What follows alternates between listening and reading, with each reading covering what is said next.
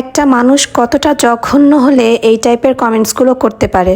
আমি যতদিন ধরে ভিডিও দিচ্ছি কম বেশি সবাই জানে রিমিশার আব্বু আমার কি হয়। হয়তোবা সে এই প্রথম আমার ভিডিও দেখেছে, সে আমাকে জিজ্ঞাসা করতে পারতো যে এটা আপনার কি হয়। তার কি উচিত হয়েছে আমাকে এরকম একটা কমেন্ট করার? স্বামী স্ত্রীর একটা পবিত্র সম্পর্ককেও আপনারা ছাড় দেন না। এইসব কমেন্টসগুলো আমি যত পারি এড়িয়ে চলার চেষ্টা করি, কিন্তু কিছু কিছু মানুষকে সবার সামনে তুলে ধরাটা আমার অনেক বেশি দরকার। তাই আজকের এই মানুষটাকে আমি সবার সামনে তুলে ধরলাম। এই মানুষরূপী জন্তুটাকেও সবাই একটু চিনে রাখবেন। আমার গলার অবস্থা একেবারেই ভালো না, তাই আমি তেমন একটা ভিডিও দিতে পারছি না, কিন্তু ফেসবুকে ভিডিও নিয়মিত আপলোড না করলে রিচ একেবারেই কমে যায়। তাই এই ভাঙা গলা দিয়েও আমার ভয়েস ওভার দিতে হচ্ছে। অনেক আপুরাই আমাকে জিজ্ঞেস করো যে আপু তোমার এই সানস্ক্রিনটার কি কি কাজ, এটা দিলে কি ফর্সা হবে কিনা।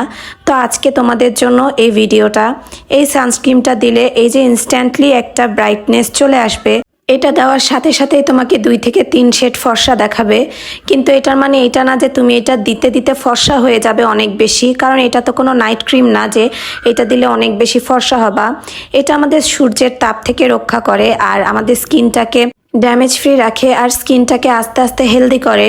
আর লিপ বামটা সম্পর্কে যারা জানতে চেয়েছো, এই লিপ বামটা লিপে ইউজ করলে রেগুলার তোমাদের লিপটা পার্মানেন্টলি পিঙ্ক হবে। তাছাড়া তোমাদের যাদের বগলের নিচে কালো দাগ আছে আর প্রাইভেট পার্টেও কালো আছে, তারা কিন্তু এটা ইউজ করতে পারো। প্রাইভেট এরিয়াগুলো এটা পিঙ্ক করতে সাহায্য করবে, কিন্তু এটা দীর্ঘদিন ইউজ করতে হবে, তাহলে তোমরা একটা ভালো রেজাল্ট পাবা। আর যারা জানতে চেয়েছো এই লিপ বামটা কতদিন যায়, আমি এটা একা ইউজ করি, আমি 5-5.5 মাস ইজিলি এটা দিতে পারি। আর আজকে আমি রিমিশাকে নিয়ে একটু বাইরে যাব, তো এই কারণে হচ্ছে লিপ বামটার উপরে হালকা একটু রেড কালার লিপস্টিক দিয়ে নিয়েছি। এই সানস্ক্রিন আর লিপ বামটা যাদের আছে তাদের কিন্তু কোথাও যাওয়ার আগে এক্সট্রা কোনো মেকআপের দরকার নেই, শুধু সানস্ক্রিন আর লিপ বামটা দিয়েই কিন্তু সুন্দর একটা মেকআপ লুক ক্রিয়েট করা যায়। যারা আমার এই সানস্ক্রিন আর লিপ বামটা নিতে চাচ্ছ তারা আমার পেজে যোগাযোগ করবে। আমার পেজে স্ক্রিনশটটা অলরেডি আমি ভিডিওতে দিয়ে দিয়েছি। আর এই তো আজকে কিন্তু রিমিশাকে খুব সুন্দর করে সাজিয়ে দিয়েছি। রিমিশা ইদানিং খুব বেশি হাইপার থাকে, মানে ওকে কন্ট্রোল করা আমার পক্ষে অনেক বেশি কষ্টকর হয়ে গেছে। আর এই কারণেই ওর মনটা একটু রিফ্রেশ করার জন্য ওকে আমি প্রায়ই বাইরে নিয়ে আসি এখন।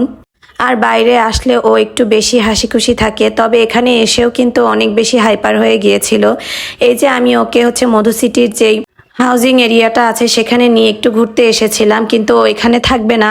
ও ওই দিন যে পার্কে গিয়েছে সেই পার্কেই আবার যেতে চাচ্ছে। আমরা ওকে অনেক বুঝাচ্ছিলাম যে তোমাকে নিয়ে যাব, আগে আমরা একটু এখানে ঘোরাফেরা করি, কিন্তু ওকে কে বুঝাবে যে একা একাই সে চলে যাচ্ছে। রিমিশাকে ডক্টরের কাছে নিয়ে যাব খুব শীঘ্রই, তবে হচ্ছে আমি যে ডক্টরটা দেখাই সেই ডক্টরটা এখন অ্যাভেলেবেল না, মানে তাকে আমি ফোনে পাচ্ছি না। আর তাকে আমার অবশ্যই অ্যাপয়েন্টমেন্ট নিয়ে যেতে হবে, তা না হলে আমার রিমিশাকে নিয়ে আবার হসপিটাল থেকে ঘুরে আসতে হবে। এই কারণেই আমি যাচ্ছি না। আমি প্রতিদিনই ডক্টরের সাথে যোগাযোগ করার চেষ্টা করছি, কিন্তু তার ফোন নাম্বারটা বন্ধই পাচ্ছি আমি। আচ্ছা যাই হোক, তো ওকে আমি আজকে মধু সিটির পাশে যে আরেকটা পার্ক আছে, এটার নামটা আমার খেয়াল নেই, তো সেখানে আমি এসেছি। আর এখানে এসে আমার এত এত পরিচিত আপুদের সাথে দেখা হয়েছে, মানে আমি তাদেরকে চিনি না বাট তারা আমার ভিডিও দেখে।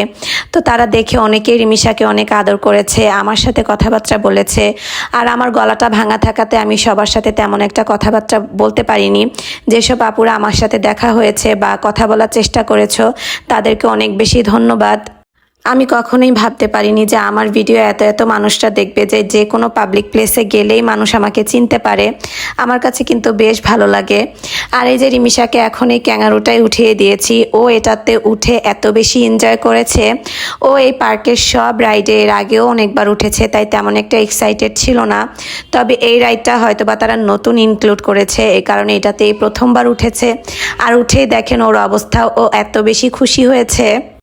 ওর এই হাসি মুখটা আমি সারাদিন দেখার জন্য একেবারে অতিষ্ঠ হয়ে থাকি যে আমার মেয়েটা কখন হাসবে, কিন্তু রিমিশা ইদানিং হাসতেই চায় না, সারাদিন মনমরা হয়ে থাকে। আর এত বেশি ওর জেদ হয়েছে, জানি না আমার কোনো খাবার দাবার দেওয়াতে প্রবলেম হচ্ছে কিনা।